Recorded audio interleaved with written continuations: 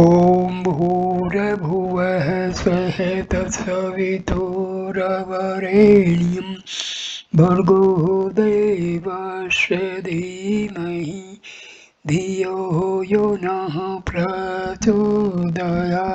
ॐ शान्ति शान्ति शान्तिः. Namaskar, my dear friends. This is video number 9 on Bhagwan Sri Sathya Sai Baba's Divine Discourses,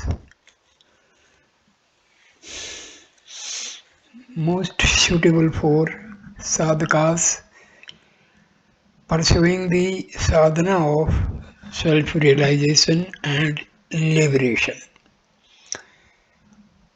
Let your light shine. This is the age of science and technology. Its civilization and culture are bound up with knowledge of the physical universe. What the students have to learn today, however, are the culture of the soul, the broadening of the spirit and purification of the heart. This knowledge leads to the unfolding of the spirit and the sublimation of life. Along with the development of the intellect, the blossoming of the heart should also be promoted. Only that education is total and full which comprehends enlargement of Hridaya. The spiritual or loving spirit, it should serve to promote ethical values. Only then will it be possible to lead a well-regulated and disciplined life. The marks of true education are selflessness, humility, and unostentatious. The ethos of Bharat is based on righteousness and justice and an inherent goodness of character. The edifice of right education rests on four pillars: self-control, self-support, self-confidence, and self-sacrifice. Students today are totally oblivious to self-support. How then can they achieve self-control? Education should aim not merely at making men human, but should try to make them perfect human beings.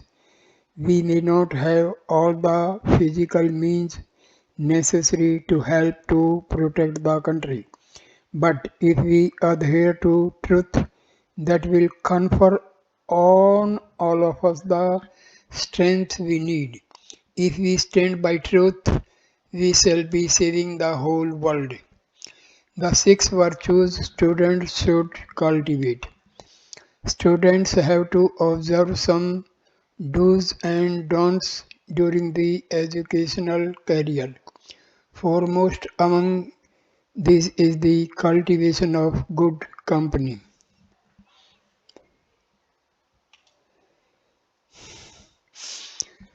Samra Sajjana Samarkam.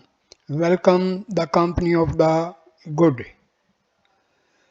Then comes avoidance of association with bad persons. Thyaja Durjana Samar Samgam. Run away from evil company. By association with bad persons, even a good student turns bad.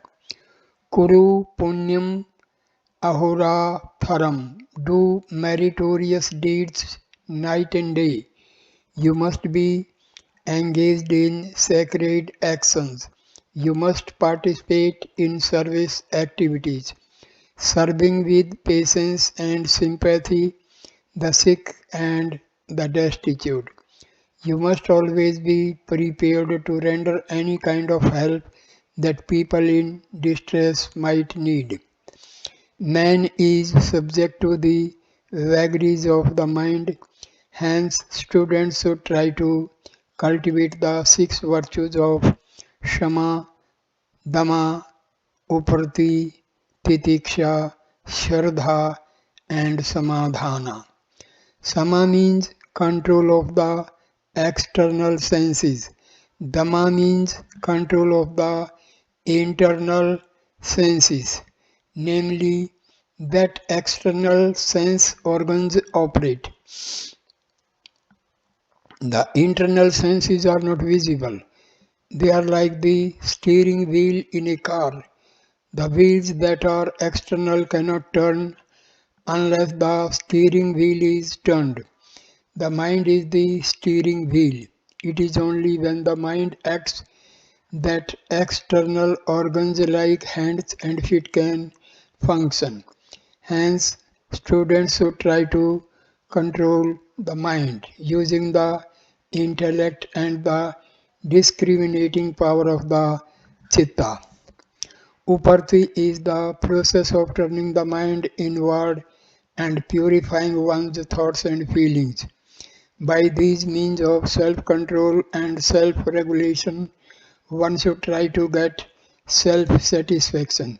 This comes when one lives up to the dictates of his conscience. Conscience. Make your conscience your master. Maintain equanimity in your entire life. Then comes titiksha, equal mindedness. In the face of happiness and sorrow, victory and defeat, loss or gain. You must cultivate this equanimity from your student day. You should not give way to depression owing to failure or get unduly elated over your success. Without equanimity, your entire life may be seriously affected by lack of balance. Shraddha, earnestness is essential for accomplishing even small things in life. Through Shraddha, you develop the capacity to make proper use of your time and opportunities. Maintaining a proper time schedule for all your daily activities will help you keep your heart in perfect condition. The schedule should be observed strictly.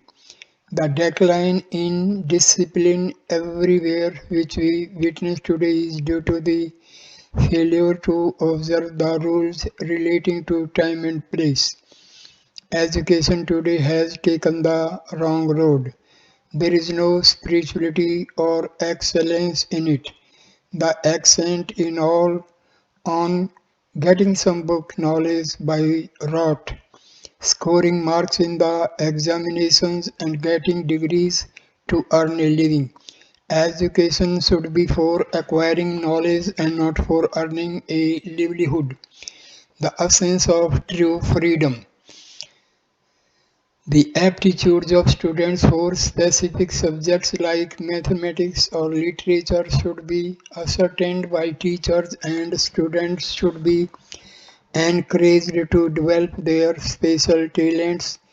Instead, what is being done today is to make students take up courses which will enable them to earn lucrative careers, jobs, and not a good life have become the aim of education. Education should comprehend development of body, the mind, and the spirit. It should be concerned with prajna, constant integrated awareness. There is a great deal of talk about freedom, largeness of heart, refinement of sensibilities, and purity of the mind constitute true freedom. Freedom does not mean living as you please. Self-control, self-satisfaction, and self-knowledge constitute together the supreme expression of freedom. Freedom today has been equated with license. This is a traversy of freedom. Every student must become a light unto himself and a light for his home, his city, and his nation. Unlike other educational institutions, the Sathya Sai Institute lays equal emphasis on scientific, economic, and spiritual education. You should pursue your studies having regard to the unique environment of training here. You have to adjust yourselves to the conditions here and make the best use of the facilities and opportunities provided for you. Develop fraternal feelings towards your fellow students. I only want men whose hearts speak for them. I have no use for works divorced from the heart. You must put into practice human values and prepare yourselves to play your role in any sphere of life in a spirit of universal love and compassion. Discourse while inaugurating the new academic year of the Sri Sathya Sai Institute of Higher Learning as its Chancellor in the Institute Auditorium, 23rd June 1988. The divine aspect of your personality will encourage humility, truthfulness, love, fortitude, detachment, and eagerness to serve. Cherish the manifestations of these qualities in your life and practice these whenever you get a chance. The innate brotherhood that sacrifices the human race is destroyed by the weeds of envy that grow in the mind. These weeds ruin one's personality. Discourse number 16. True sacrifice. Students, embodiments of divine love. Life is fraught with vicissitudes, trials, and tribulations. The world looks attractive but is the abode of suffering. Life is like a water bubble on a lotus leaf. The lotus is born in water, grows in water, and depends on water for its existence. Satyam, Jnanam, Anantam, Brahma. Being, awareness, eternal, the Omni Self. This is the lake of the eternal divine spirit. From this arises a lotus in a subtle form. Thoughts and feelings are the fragrance emanating from this lotus. Maya is the lotus leaf. Life is the water bubble on this leaf of Maya. The Atmic principle is the basis for everything in creation, its origin, growth, and dissolution.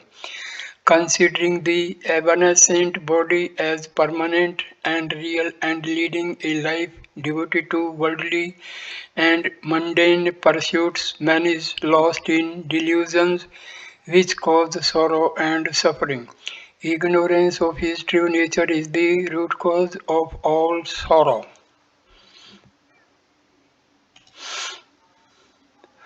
When this ignorance goes, there will be freedom from sorrow.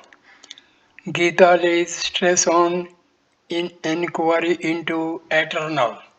Man is compounded of two basic constituents, one which is permanent and the other which is transient. They are the Atma and the Anatma, the body and the indwelling spirit, the Akshetra field and the Akshetrajana, knower of the field. As one who is essentially divine, man's primary duty is to inquire into what is permanent and what is impermanent, what is real and what is unreal, discard what is false and adhere to what is true. This is the theme of the Gita in the cantos devoted to Akshetra, Akshetrajana, Vibhaga Yogam, and Gunatraya Vibhaga Yogam. The Gita lays stress on inquiry into the eternal and evanescent as a primary requisite for man. The aim of education should be to enable one to discover his own true nature. By concentrated effort and by sacrifice of every kind, different paths have been discovered for experiencing divinity. The Upanishads have declared not by rituals or progeny or wealth can immortality be attained. It can be got only through Tyaga, renunciation. What is it that has to be renounced? What is it that has to be sought? Men should be engaged in perpetual inquiry to find out from the myriad objects in the universe, from his varied experiences and his multifarious activities, the means of achieving Ananda bliss. Today, the world is plunged in chaos and conflict. What is the reason for this? All the joys and sorrows experienced by man stem from his actions. The actions themselves are the result of thoughts arising in the mind. It is only when the thoughts are good that the actions will be pure. When man's actions are pure, society will be healthy and peaceful. Lessons to be learned from nature. The secret of true renunciation has to be learned from the trees, the cows, and rivers. The trees bear fruit for the benefit of others. Rivers flow for the good of others. Cows give milk to nourish others. The human body is for rendering service. When trees, cows, and rivers are setting such an example in unselfish service to others, human life will have no meaning if it is not devoted to selfless service. When we start inquiring where is God, who is God, nature as the vesture of God provides the answer. It is well known that the earth spins around itself at the rate of 1000 miles an hour. It is ceaselessly doing its duty without rest. Because of this rotation, you have night and day. Moreover, the earth is going round the sun at the speed of 60,000 miles an hour. As a result, we have changes in seasons conducive to cultivation of crops. The earth, the sun, and the moon are providing a lesson to man regarding the fulfillment of one's duties. They are also demonstrating the importance of activity for mankind. All of them, trees, rivers, cows, and earth and sun, are acting unselfishly. At the same time, what they are doing is essential for man's existence. When these are rendering such selfless service, what kind of renunciation is man displaying? Man is enjoying the benefits provided by nature, but is showing no gratitude at all in return. Misconceived magnanimity. Despite all the progress in scientific knowledge, man has not learned the real purpose of education and has not developed the sense of gratitude. One without gratitude is worse than a wild beast. Doing good in return for good done is nothing to boast about. Real goodness consists in doing good even to one who has done you harm. But in applying this principle, discrimination should be used. History is full of examples of misconceived generosity and forgiveness. Muhammad Ghori invaded India several times and was defeated by Prithviraj, who let him go back as a sign of his spirit of magnanimity. Ultimately, Muhammad of Gauri conspired with Jason to take Prithviraj as a prisoner. Instead of showing gratitude to Prithviraj for his magnanimity, Gauri Muhammad gouged the eyes of Prithviraj. History teaches that no quarter should be given to wicked persons who are treacherous and ungrateful. In rendering service to needy people, students should remember these lessons from life and use their discrimination and intelligence. In the pursuit of education, students should take note of three things. One, you should not talk about matters of which you have no knowledge. It is a mark of foolishness. Two, it is dangerous to pretend that you know something when you are really ignorant. Three, you must strive to acquire knowledge and impart it to others only after you have mastered the subject. Today, many pretend to be well knowing. Today, many pretend to be all knowing. This is a sign of ahankara, egoistic conceit. Egoism can bring about the complete downfall of a person. It is like a pest that destroys the very root of a tree. It has two accomplices: attachment and hatred. The combination of these three is enough to ruin the life of any person.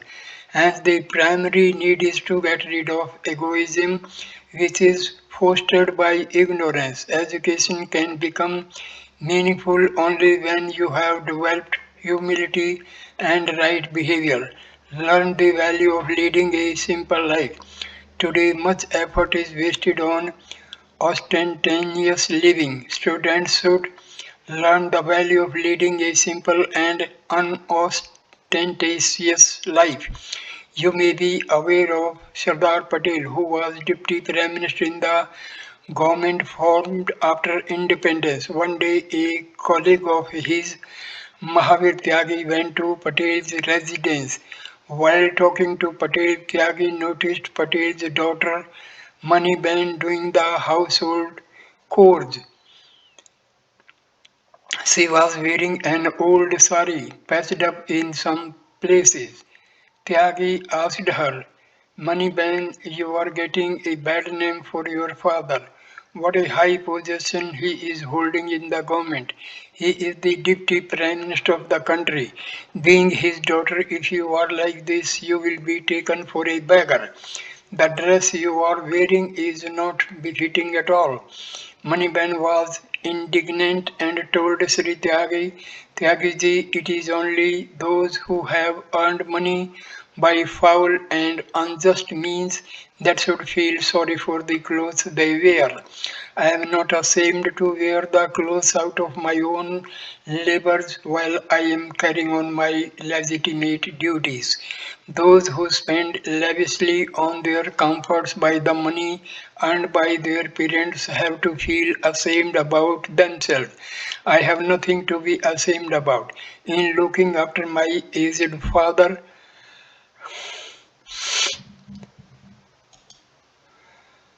I do my work, wearing the clothes I choose. I do not hanker after anyone's wealth. I know how to maintain my dignity and self-respect. No one need teach me how to conduct myself. Moneyban left after saying these words. The dedicated life of Moneyban. Dr. Sushila Nair, who was seated on the same sofa as Sri Tyagi, told him in unmistakable language, Tyagiji, you do not know Moneyban well enough. From the time she wakes up in the morning right up to going to bed in the night. She is ceaselessly working without any rest. Although her father is the deputy prime minister, she attends to all the household work herself. She cleans the vessels and washes her father's clothes herself. She spins on the charkha whenever she has some spare time. She stitches the clothes for her father. She makes saris for herself out of discarded dhotis of her father. It is difficult to find anyone equal to her in the ideal life she is leading. Such was the dedicated life led by Moneyban in those days. It is hard to find today any young woman or man who can live life like that. Most young people lead ostentatious lives, wasting the hard earned money of their parents. Students, realize what you owe to your parents and act in a manner which will not grieve them. Avoid waste of money, of food, of time and energy. Experience joy in the control of desires. Having come to the Sathya Sai Institute for your studies, you have to set an example to others. You have to get rid of all bad traits. This is the scientific and this is the sacrifice you have to make for acquiring good qualities. Real enjoyment does not consist in wearing expensive clothes and leading a luxurious life. You must experience joy in the control of your desires and in leading a tranquil life. Do not poison your minds by excessive desires. Buddha was once asked who is the richest man in the world. Buddha replied, he who has much satisfaction with what he has is the richest man. To the question, who is the poorest man? Buddha replied, he who has many desires. A Maharaja who was listening to Buddha's sermons on contentment and renunciation wished to earn the approbation of Buddha. Buddha used to keep with him always a rattle drum. His disciples one asked him, Master, why are you always keeping this rattle drum by your side? Buddha replied, I shall play on this drum the day a person who has made the greatest sacrifice approaches me. Everyone was eager to know who this person would be. Such persons are often the forgotten men of history. Wishing to attain this distinction, a Maharaja loaded his elephants with considerable treasure and went to Buddha. He hoped to offer the treasure to Buddha and earn his praise. Buddha shows what true sacrifice means. On the way, an old woman greeted the Maharaja and pleaded, I am hungry. Will you give me some food? The Maharaja took out a pomegranate fruit from his palanquin and gave it to the old woman. The old woman came to Buddha with the fruit. By then the Maharaja had also come to Buddha and was eagerly waiting to see when Buddha would sound the rattle drum. For a long time Buddha did not use it. The Maharaja stayed on. The old woman approached Buddha, staggering on her legs, and offered him the pomegranate fruit. Buddha took it immediately and sounded the little drum. The Maharaja asked Buddha, I offered so much wealth to you. You did not sound the drum, but you rattled it after receiving a small fruit. Is this a great sacrifice? Buddha replied, Maharaja, in sacrifice it is not quantity that counts, it is the quality of sacrifice that matters. It is naturally for a Maharaja to offer gold, but what great sacrifice is made when a hungry old woman offers the pomegranate fruit to the Guru despite her hunger. She did not care even for her life and gave the fruit. What greater sacrifice can there be? It is not sacrifice to offer what is superfluous for you. True sacrifice means giving up that which is most dear to you, that which you value most. Students, you must give up your selfishness and strive to please the Lord in whom you have faith by dedicating your lives to the service of the divine. The whole universe is permeated by the divine. He is omnipotent, omnipresent, and all knowing. Be conscious that He is not confined to any place. He is everywhere and in everything, including your body. He cannot be seen by dissecting the body, but when the mind is directed towards good, he can be experienced. The man who landed on the moon declared that they did not find God there. God cannot be found through yantras, machines. He can be experienced through mantras, sacred formula. Swami wants you to become ideal citizens. Students, this Sathya Sai Institute had been founded to train ideal students who would be able to change the world which is today plunged in chaos and corruption. Bharat, which was the fountain source of righteousness and spirituality, is today divorced from truth and right conduct and is plagued by evil forces. Swami does not seek anything from you except that you should develop into ideal citizens who will bring good name and fame to Bharat. This is the sole purpose for which Swami brought the institute into existence.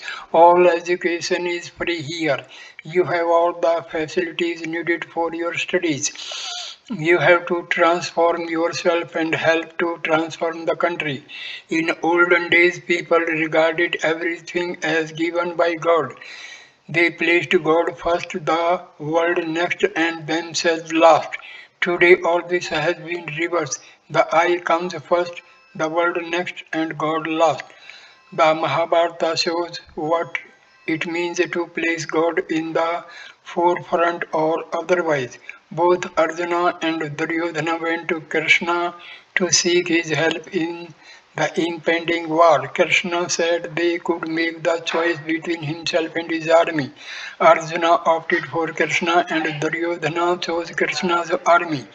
In the ultimate outcome, the Pandavas who placed God in the forefront achieved victory, while the Kauravas who had faith only in the arms lost everything. Discourse at the Sri Sathya Sai Institute Hostel, Vidyagiri, 26 January 1988. So I end this video here. Thank you for watching this video. Please like, comment and share and subscribe the channel. Thanks a lot. Namaskar.